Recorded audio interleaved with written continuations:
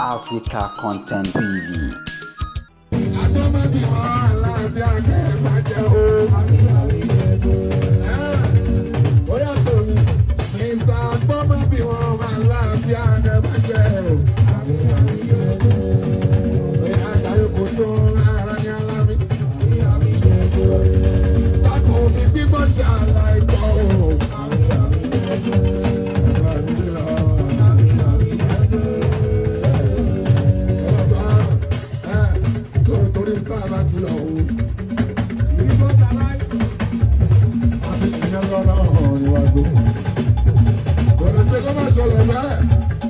Wọ́n ní máa tórúkọ abáyé àwọn kan máa tara lábàánà bàdó.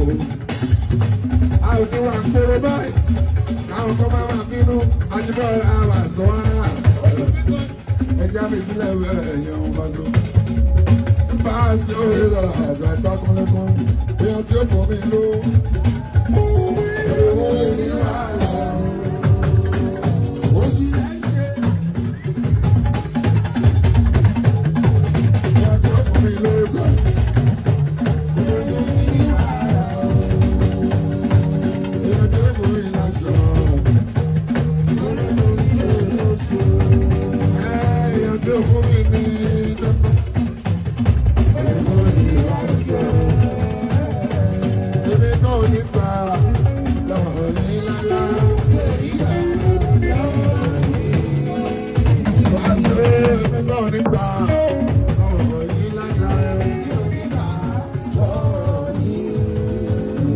ìjọba wa kò ní gbà ọ̀hún láéláé.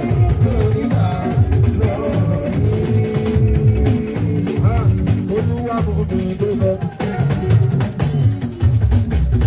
Ìbéèrè tó mi bóyá ẹ túbọ̀ tó sọ fún èsì ọba tó ẹjọ́ máa bínú. Ọlọ́run ẹjọ́ ẹ túbọ̀ tó mi sọ èsì ọba tó. Ẹ fún mi lálàáfíà ara. Àgbẹ̀ká jíwá. Ẹ̀dẹ́kun ẹgbẹ́ mi kúkú ṣe kò kẹ́mi ò máa lọ. Ẹni tó bẹ̀rẹ̀ àánú mọ́ mi. Wọ́n á bínú sẹ́. Wọ́n ò lè máa bínú ọ̀la báyà máa ṣe kò lè má bíbẹ̀. Olúwa mú mi débẹ̀ ha. Ìgbésẹ̀ mi ńlá. Olúwa mú mi débẹ̀ ha. Kẹ́mi bá pọ̀ táyé nù wọ́n.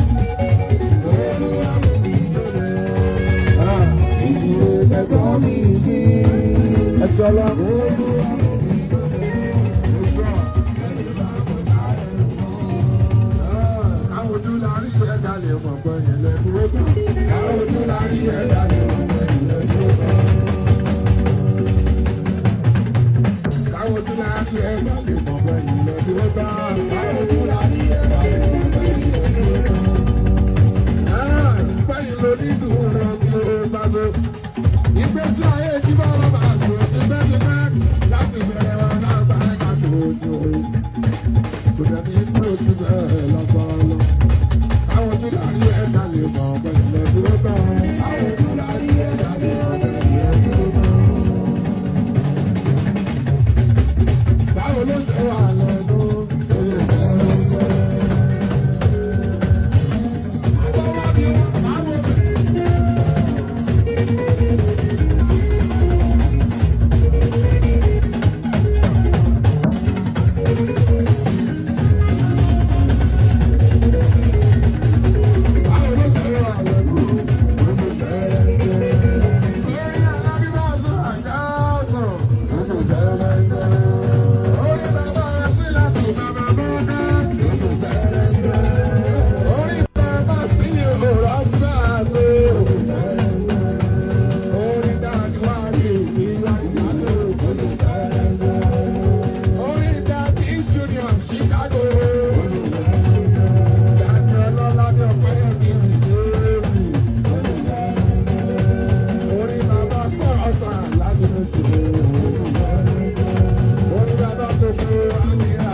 Atlanta.